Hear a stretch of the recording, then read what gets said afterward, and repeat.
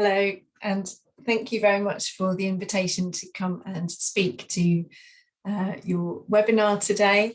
I'm sorry I'm not able to be there in person, but thank you very much to Robin for extending the invitation to me to come and speak.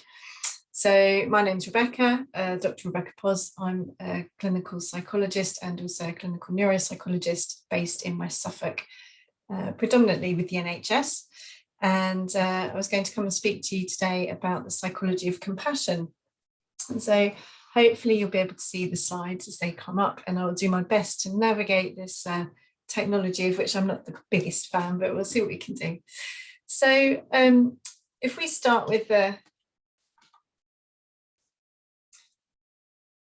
some aims for today. So first of all, I thought it would be a good idea to cover the question of actually what is compassion. So if we're talking about the psychology of compassion, what actually is it? Can we come to a consensus and an understanding about a term? And then where does it come from? So as humans, why do we have compassion, and what does it do for us? And then finally covering the question of, do we still need it? So hopefully we'll have these three little sections and it all makes sense. And so what is compassion? So I was just wondering, for each of you who are watching, if you think about the word compassion, what kinds of things come up for you? So what thoughts come to mind about what compassion might be? Do you have any particular images that you associate with the term? And maybe memories. Maybe you can take your mind back to a time when you think actually somebody treated you with compassion, or you think that you connected with your own sense of compassion towards somebody else. And maybe actually what else does it bring up for you? For some people, it's not particularly comfortable concept. And so just maybe spending a few moments just noticing, what does this do to me? What does it bring up for me? As psychologists, we kind of used to reflecting and thinking about things over and over again and noticing what's going on in our body and what's happening for us. But that's not all that common for everybody in everyday life. So this might be a new experience for you going through this. So when I started to think about trying to define compassion, it suddenly seemed like it was like trying to define what tea is. The term is everywhere. Everyone seems to know what it is. And yet there's almost no agreement in some ways, so, there are these different elements that we think probably should be within it.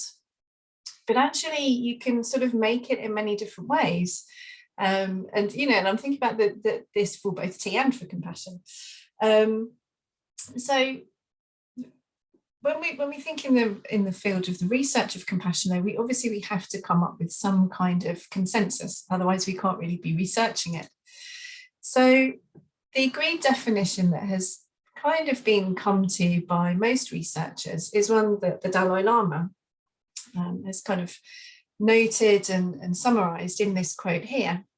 So he talks about a sensitivity to the suffering of self and others, with a deep commitment to trying to alleviate it and prevent it.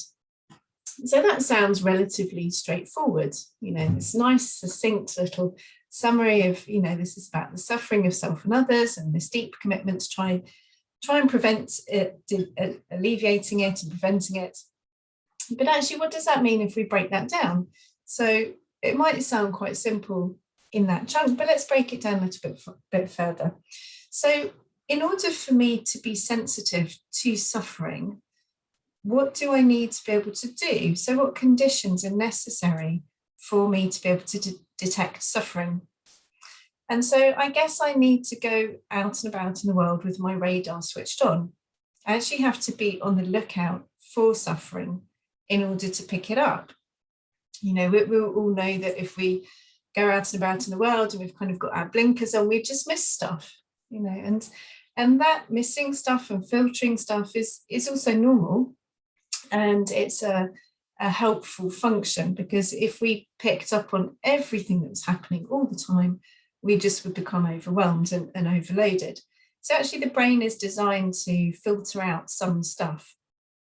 And we tend to filter out things that we find distressing or things that we feel that we can't cope with. And so it could be that actually our brain is already filtering out this information. It's not on the lookout because it's trying to protect itself from finding suffering. So if I want to be able to be compassionate, if I want to be sensitive to suffering, that means I have to be on the lookout for it. But what am I looking for? So if I was going to spot suffering, for example, in my spouse, what would they look like? How might they behave? What kinds of things might they do differently to normal? And so I might have a kind of a blueprint, if you like, of what suffering looks like and presents like in a spouse. But then I might need to almost refresh that idea if I'm thinking about somebody else. So if I think about what my child might look like if they were suffering, what kinds of things would I be seeing or hearing or noticing then? And so we almost need to start to create a very nuanced set of blueprints for all the people around us, and notice that there are going to be some commonalities between some people, but there are going to be differences as well. And so it's important that we have this kind of individualized approach and notice that everyone's a little bit different. So I guess the question for each of us is, could I detect it? So if I was standing in the queue at Tesco's, would I be able to notice that the person at the checkout in front of me or behind me or actually serving me, would I be able to pick up on the fact that they're struggling and that they're suffering? And then the final part on there talks about being free from the fear of finding suffering. And that was sort of what I was talking about at the beginning, that actually sometimes we feel so overwhelmed ourselves or feel that we can't cope with somebody's suffering that we don't ask the question because we don't really want to know. And so part of compassion and being able to have our radar switched on and not being afraid of finding suffering is building up our own courage. So building up our own ability to tolerate somebody else's distress if they happen to express it. So hopefully that makes sense on that side. So we'll whiz on to the next one. So if we think about the suffering of self and others, now there are two people there, aren't there? There's me, myself, and there are other people. But often we forget the fact that the self is really important in terms of compassion. How many people talk about being self-compassionate? Maybe not as many people as would think about being compassionate to others. And actually, if we think about this sort of picture from, the old days when we could actually go on aeroplanes and go on holidays. I mean, that was way before COVID and all the rest of it, but I'm sure some of us can still remember that these big metal birds in the sky existed. So obviously when you go flying, you have these emergency information sheets, don't you? And it says, if something bad happens and the aeroplane is going to come crashing down, then you'll have an oxygen supply provided to you. And the instruction always is, if you're traveling with somebody who's younger than you or more vulnerable than you, actually what you need to do is to put on your oxygen supply first. Okay. And so that's relatively obvious and straightforward, because we know that if we don't look after ourselves and provide ourselves with oxygen, then we would run out very quickly, we would collapse and we wouldn't be able to help the person next to us. But we don't always think about that in terms of our emotional well-being. That actually if we don't provide and nurture for our own emotional needs first, then we run out of resource, we run out of ability to cope with and for and protect other people. So this part here, noticing the suffering of ourselves as well as other people, that's also really important. So let's have a look at the next part. So the next part of the statement talks about a deep commitment. And so by a deep commitment, that means it's not just a one-off. This isn't just a momentary offer that I care about you now while you're with me, and then I forget about you. The importance is that actually my concern starts before we meet. Now, you and I, whoever you might be watching this, we've never met, I don't think. We might have done, I don't know. But we're not meeting properly today.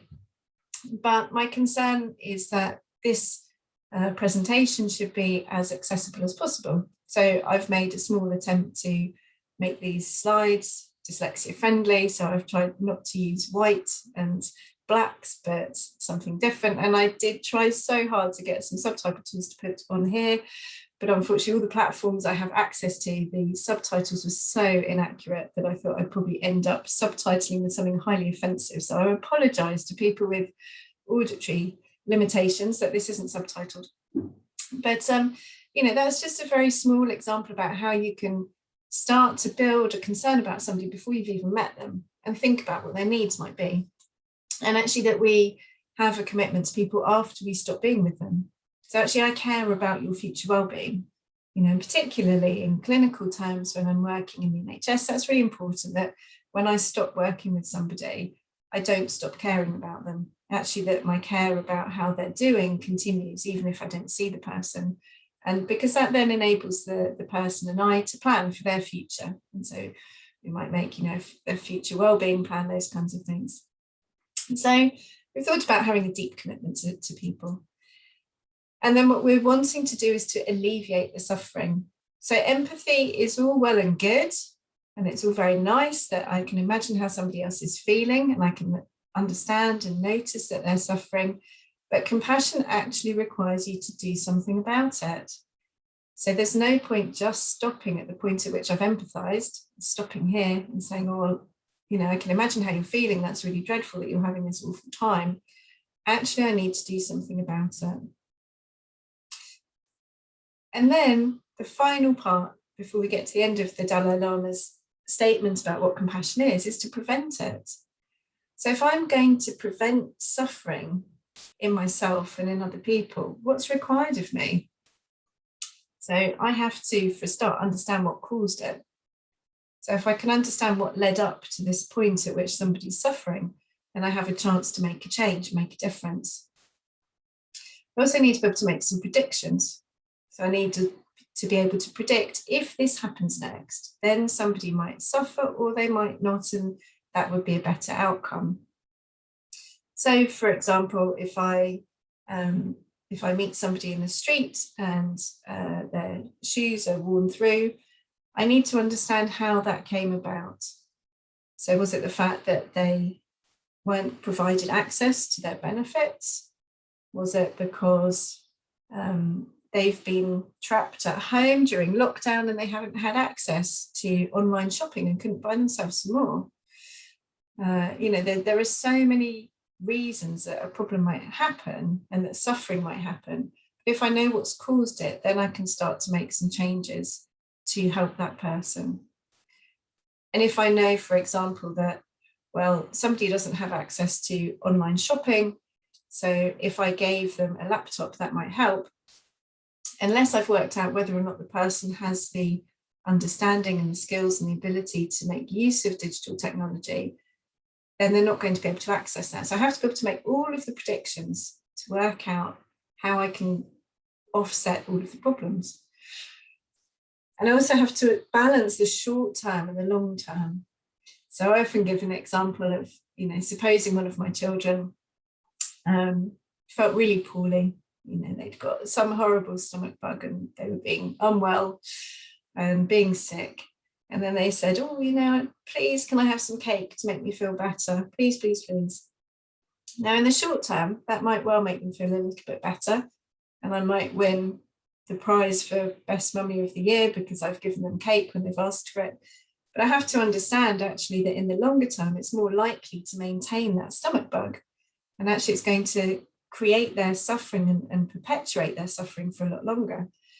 And so what I have to do is to say, no, you can't have that in the short term.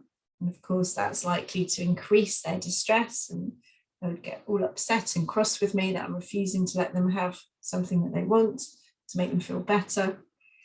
But I have to have that courage and that kind of stamina to say no in the short term, because I know that in the long term, they'll get better quicker and they're going to do much better. So how are we doing? Does that make sense, what we've talked about? So we've talked about so far the Dalai Lama's definition, if you like, of what compassion is. And then we've gone through it, breaking it down a little bit to make it more lived and fleshed out. So is there such a thing as a compassionate action? So if I asked you, to think about behaviours and actions that show compassion. I wonder if you'd be able to think about any of those and what kinds of things might come up in your mind. And you might also be able to have a very strong sense of what is not a compassionate action. So, for example, if I said to you, you know, is hitting a child, is that compassionate? What do you think? So is it compassionate to hit a child? And so you'd probably, my guess, my kind of hypothesis would be that you'd say, no, it's not a compassionate thing to do to hit a child. And in many senses, that's likely to be correct, unless this is happening. So if a child is choking, the thing that we've been taught that we should be doing is these back thrusts, you know, back slaps, making sure that the child ejects and brings out the item that they've choked on.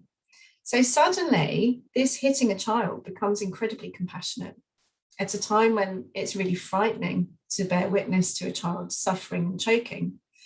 And so what we can see from this is that there's no such thing as a single compassionate behaviour. And likewise, there's no such thing as a single compassionate emotion. So I can't say that, well, being calm and warm is the only way to be compassionate, because actually anger can be associated with compassion. And we'll go into that in a little bit more detail in a second. Or fear could be linked with compassion. So there's no such thing as just that is a compassionate reaction or that's a compassionate behaviour. Actually, what's important is the motivation underneath the feeling or the behaviour. So what is it that's motivating my behaviour? So if I'm hitting a child and I'm motivated by my own anger and my own frustration at that child, then that is not compassionate. But if I'm hitting a child and I'm motivated by trying to rescue them, trying to help save their life, then of course that is compassionate. So let's see if we can understand that a little bit more then, shall we? So I've called this bit Firemen, Activists and Hospice Visitors. Now I'm hoping this will ping up one at a time nicely. So within compassion focused therapy, we think about the way that our feelings are regulated.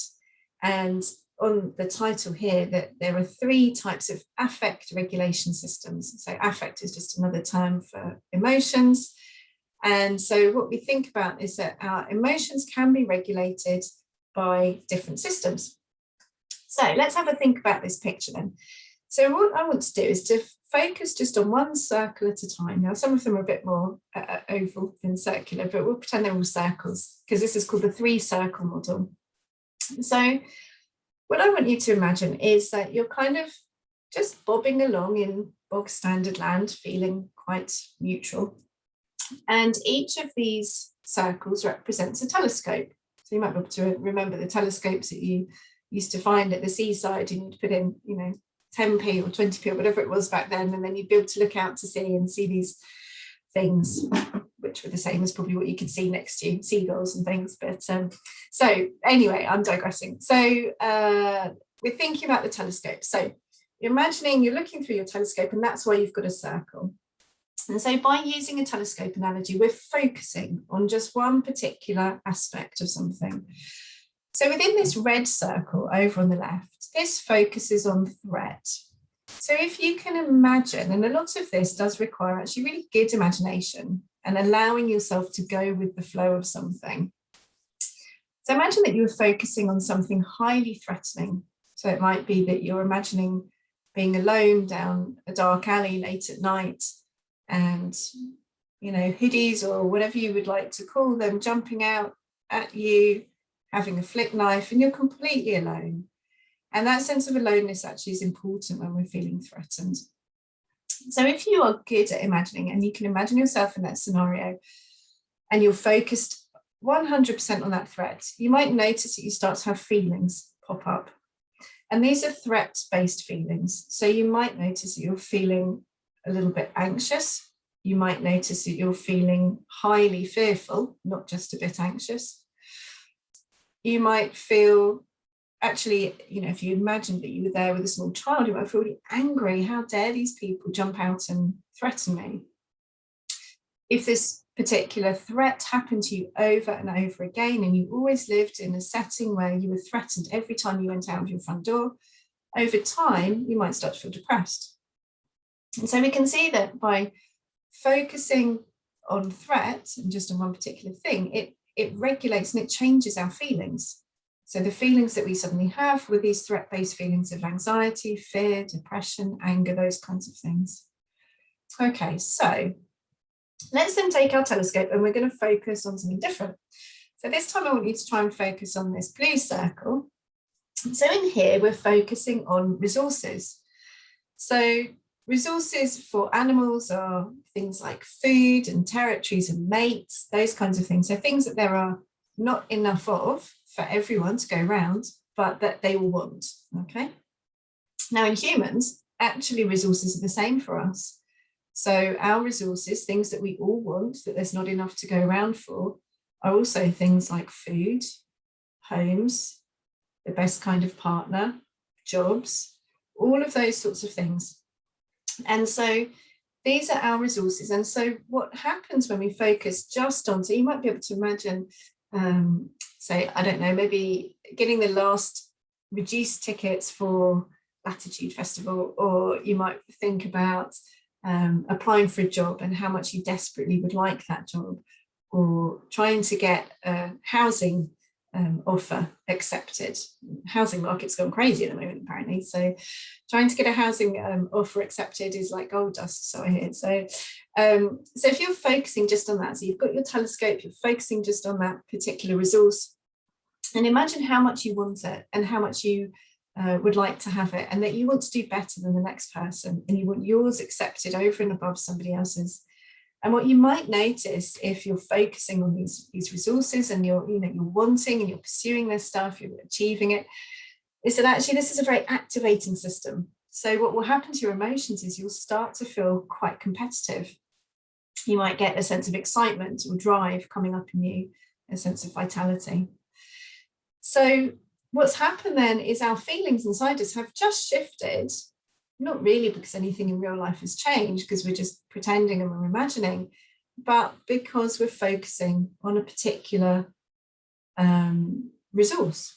So that's affected and it's changed and it's shifted our feelings, it's regulated our affect, as they say in this model. So final section then, so we pick up our telescope and this time we focus down the bottom on the green zone. And this time what we're focusing on are, as they call in this model, affiliates. So affiliates in animals are the other animals that they're related to. Now, humans don't tend to have quite such big genetic networks as, say, rats and rabbits and mice. So our affiliates are our friends and our family. So people that we choose to consider as special people. So if you imagine for a moment, and I want to see if you can really do this. So imagine holding in your mind's eye somebody that you care about very deeply. You might be able to picture their face. You might be able to imagine the colour of their eyes, maybe the colour of their hair, and even the texture of their hair. So you might be able to imagine not just your sight senses, but also your sense of touch. Maybe the sense of sound. You can imagine the sound of their voice or the sound of their laughter. And maybe you can even activate your sense of smell and imagine their perfume or other key smells that you associate with them, maybe coffees or particular meals they make, particular things if they work outdoors, muddy boots, those kinds of things. So as you use your imagination to hold in mind somebody that you care about, do you notice that your feelings have shifted? So have you started to feel differently, not just emotionally, feeling differently, but also physiologically? So does your body physically feel different to how it did before? And often what comes up for people when we focus on friends and family and affiliates is a kind of a slowing, that we feel quite warm. We feel our body tends to relax down a bit more. Sometimes the body feels heavier as it relaxes. And we tend to have this experience of feeling quite safe and quite connected to people that we like. And that makes sense. Obviously, we tend to pull into our, friendship zone people that we do feel safe with. And so it's always a sort of a self-fulfilling prophecy in itself. But this shows us how different feelings give us, different focuses give us different feelings. And none of these zones in and of themselves are compassionate. So what you have is hovering over the top of all the three of those zones is the compassionate wisdom. So the compassionate wisdom will tell you which zone you need to be in order to activate your compassion and do the right thing. So activate all of that kind of definition that we were talking about just now. And so you might find, now this is going to be the clever bit if this fits in. So you might find actually that compassion can be associated with an anger. And so this sense of injustice, harm, damage to other people, that makes people feel very angry. And their compassionate action is to then be outspoken about it, to try to affect change and make things happen differently. You might find that in this drive zone, that people feel highly driven, this sense of immense energy, competitiveness, that sense for firemen, I've got to get in there and basically beat the fire. I've got to get in, save and rescue the people before the fire beats me and my actions. And so again, this compassionate activity is happening in a very different feeling zone, affect regulation zone, but it's still compassion. We might find that sense of, somebody may be sitting with somebody at their bedside in a hospice, that very slow, calm, being together, focusing on somebody else, being connected with them, that's compassionate. So hopefully what you've seen here is the way that our emotions work, the way that compassion relates to those different focuses of emotions, and the way then that behaviour can be compassionate in any of those zones. And what's determined it is the motivation underneath. So you've got this compassionate eye of wisdom circling kind of above all of those three affect regulation systems, determining what should be the behaviour. And if it's motivated by compassion, then the behaviour is compassionate. Okay, hope that makes sense. So in summary, so we've kind of got to the end of our first section, and hopefully we've worked out that just like tea, which needs leaves and water, there are two main elements in compassion. So the noticing of the suffering and the doing something about it. But also, just like tea, you need to orientate your mind to the person that you're wanting to help, and you need to work out how that person needs your compassionate action to be made. So does that person want milk and sugar, or do they just want to have herbal tea? And the same with compassion. What does this person need right now? It's not going to be the same for everybody, so we need to make it as required. Okay, so hopefully that makes sense. I'm just time checking of the first section. So let's pop on to the next bit. So where did compassion come from? So I just like these little snails. They were sitting outside on my balcony the other day after it rained, and I just thought, there we go. They can be part of my talk today. It's not really relevant, but hey, they can come along and say hello for the day. So compassion evolved as an evolved skill. So let me explain a little bit more about that.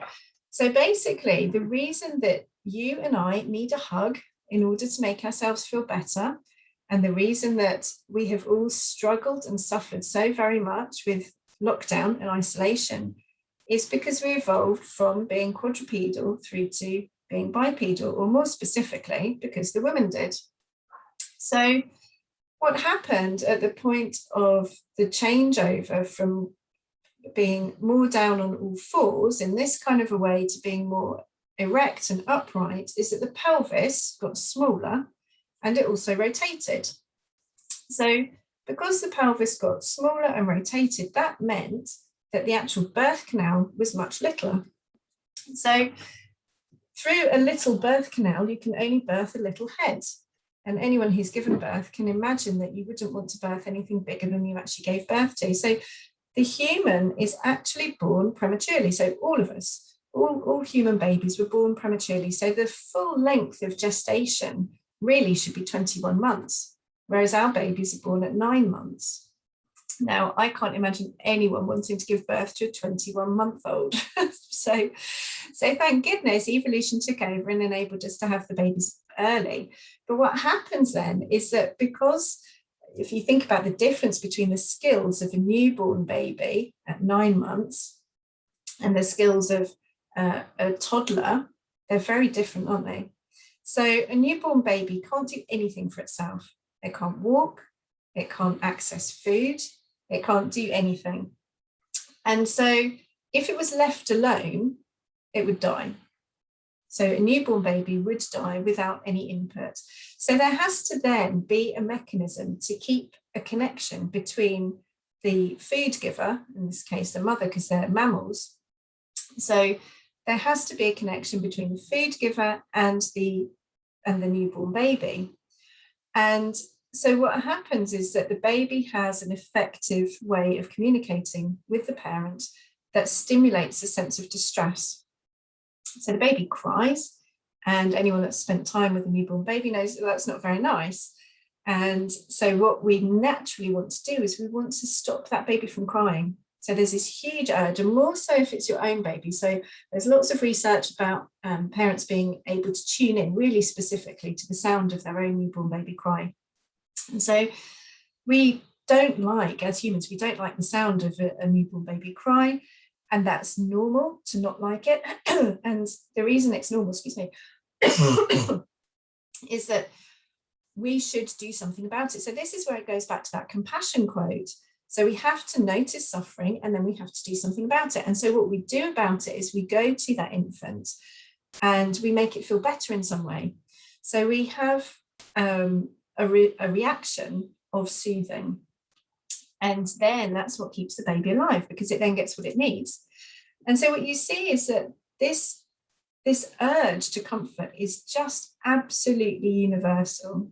So these teeny tiny tots, and you can see what happens is the teeny tiny tots look pretty similar. So you have this highly distressed, these scrumpled up eyes, these great big huge wide mouths, lots of crying, lots of distress calling. And what's happened in all these photos is that it's been really effective. So the baby in each case has brought the parent to it. The parent has come to it naturally.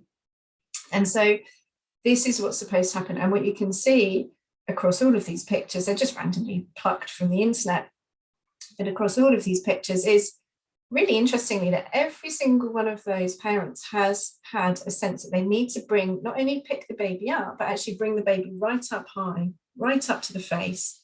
And that sense of bringing the baby right up high, tucking them in close, is very evolutionary. Now, it's unlikely that any of these parents have spent a lot of time researching the fact that skin-to-skin contact provides an analgesic effect for a newborn baby. But that is what happens. So skin-to-skin contact reduces pain in newborn babies. But somehow we just know this stuff. This is inbuilt in us, we need to do this. So if you can see, as well as humans, we're pretty clothed. So we don't have a lot of opportunity for skin-to-skin contact, except up here around the face, okay? So this is just natural. So babies are born with a distress signal, and we evolutionarily are kind of aware of what to do about it as adults, but also we have the ability to respond to distress from a very, very young age. So this connection that happens, not just between adults, but also between other tiny tots, starts at a very, very young age. So this is highly inbuilt and highly adaptive. It makes the babies live and survive, and it also creates these ongoing bonds. And that's what's really helpful and important for our mental health, is that actually we have ongoing attachments. So you might have heard of, people like John Bowlby, who did a lot of research back in the day, but even as late as the 80s, talking about attachment between infants and parents, and the importance of those good bonds for ongoing mental health, even into adulthood. So we have the ability like you've been seeing, between those babies, to have compassion going out from one to the other. We have the ability to receive compassion and experience it, But also the really important part is this third arrow here. We have the ability to pick up on our own distress and also to do something about our own distress and to make that feel better. So hopefully what we've seen is that we can attend to the distress of other people, and we can attend to feeling comforted by others, but we can also attend to our own distress. Now, in the next slide, what I've done is I've put a link, and I'm not going to try to link to it right now because I'm just worried that it's going to all fail completely. But I've put a link there to the Still Faces experiment. And this is an experiment from some time ago now, which shows how important it is that young babies and toddlers get feedback from an adult. And so what it shows really beautifully is the connection, this sort of non-spoken, so it's not exactly non-verbal because there's lots of gurgling and those sorts of noises, and then some distress screaming. So it's not exactly non-vocal, but it's non-language based. The communication between the mother and the baby in this particular video clip. And then what happens when the mother stops responding? And so she stops responding to the child's distress, and she stops doing anything about it. And so, in other words, she stops giving compassion. And you can see it's a lovely clip. It's only about 2.5 minutes. And you can see in this clip, the baby just gets so distressed. It starts screaming and wailing. It reaches out. It does everything it can possibly do to try and elicit attention from the mother. And then eventually it gives up and gets highly distressed and starts crying. And then the mother comes back to it and starts attending to it, and it's super soothed again, and smiles and laughs and is content. But you can see very clearly in that clip how important it is for us as humans to have attention when we need it. So there's no such thing as attention seeking being a bad thing. As humans, we're designed to seek attention. We're supposed to do that. And that means that the person hasn't given up on life and hasn't given up on their own needs. So seeking attention is really normal. It's really adaptive, and it's really important. The problem is not in the seeking of the attention, but the problem is in the not giving of attention in a way that the person needs. And so that's really helpful, I think, when we think about different systems and the way that problematic issues are defined as often being the problem of the person. So a child at school is often defined as being the problem, rather than maybe that the system around them or the environment is not adapting enough for their needs.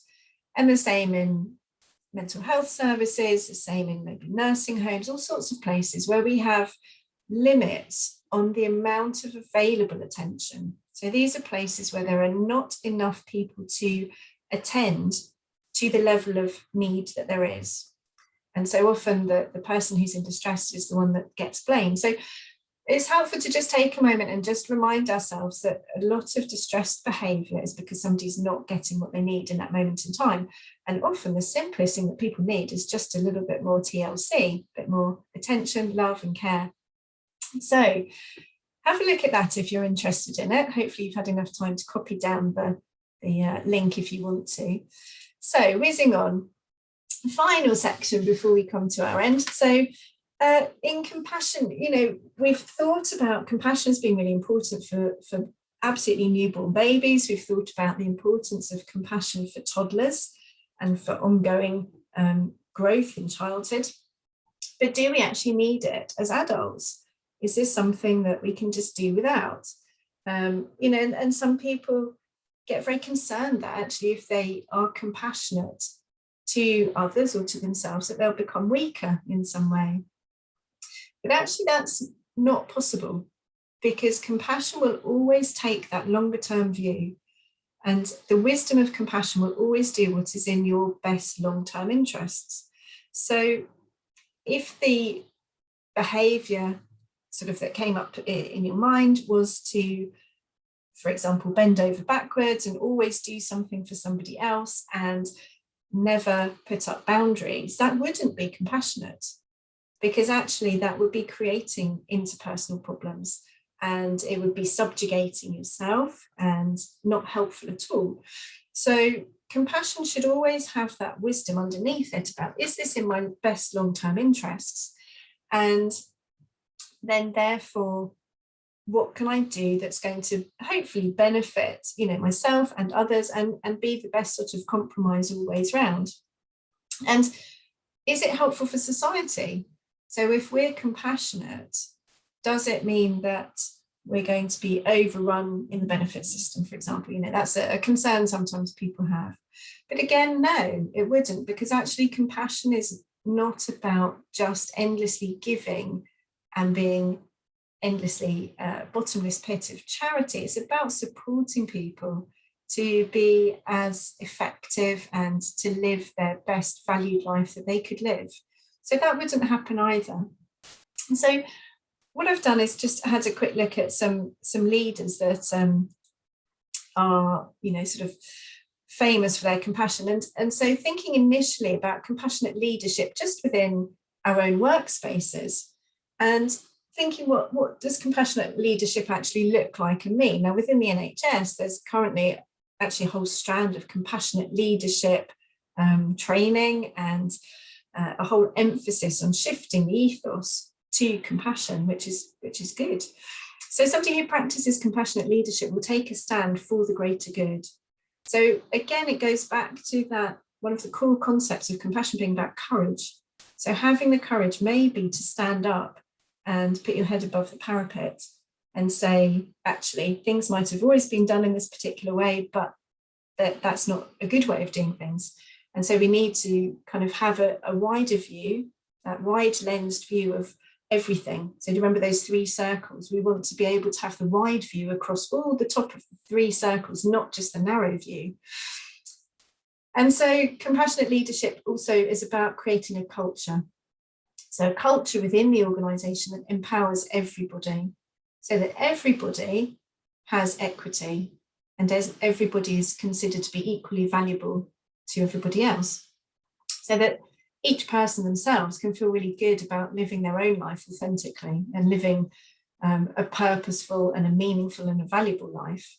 And within our organisations and within our communities, hopefully what we are also noticing is that there's a common humanity, that actually, no matter who we are in what setting, we all have the same snags, we all have the same feelings, the same fears. They might kind of manifest themselves in a slightly different way, but actually underneath all of that, the humanity, the common humanity of suffering is the same. And so the common humanity around needing that to be comforted is the same. And so these compassionate leaderships, they care about all these kinds of things that are on there. So connections, being creative, cooperating by acting with kindness and with empathy and with compassion and concerns for others. And excuse me, hopefully what you can see then is that none of that sounds awful. I think probably most of us would like to live in a workplace or work in a workplace, work-life balance. We would like to work in a workplace where these things are valued, where somebody is kind and compassionate to us when we turn up for work and thinks about us as an individual and what our needs might be. And so just a couple of people who seem to have done pretty well in the leadership stake. So Jacinda Ardern, who is obviously over in New Zealand, and she says, one of the criticisms I've faced over the years is that I'm not aggressive enough or assertive enough. Or maybe somehow because I'm empathic, I'm weak. And I totally rebel against that. I refuse to believe that you cannot be both compassionate and strong.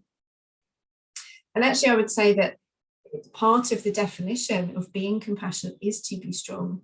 In a way, you can't be compassionate if you don't have strength, if you don't have that moral strength, that kind of fortitude, that empathic strength, that strength of facing something that you don't really want to face. That takes a lot of strength and courage, and that's what compassion is. So, a Nelson Mandela quote, "Our human compassion binds us the one to the other, not in pity, which is very different, or patronisingly, but as human beings who have learnt how to turn our common suffering into hope for the future." And hopefully that's also the trajectory of that compassionate view, is we're thinking about the future, not just about this moment in time. And Barack Obama says, learning to stand in somebody else's shoes, to see through their eyes, that's how peace begins. And it's up to you to make that happen. So empathy is a quality of character that can change the world. And actually, no matter who somebody is, and no matter what their political, racial, religious views, whatever their viewpoint is, I don't think anybody doesn't want peace to happen. We might have a different view of how it will happen, but I think it's a shared wish that we would be able to bring our children up in a peaceful world. And so the final quote that I'd like to leave you with is this one. So she says, every thought, every word, and every action that adds to the positive and the wholesome is a contribution to peace. Each and every one of us is capable of making such a contribution. So let us join hands and try to create a peaceful world where we can sleep in security and wake in happiness. And for me, what's important there is to see that part of the quote that says each and every one of us. And so I'd like to leave you, I suppose, with the invitation to think about what each of us can do to make our community and our world just that little bit more compassionate. So thank you very much for inviting me to contribute to your webinar, your conference, and I hope that maybe at some point I would actually get to meet those of you who've seen today. But for now, thank you very much. Really appreciate your offer of being here with you today.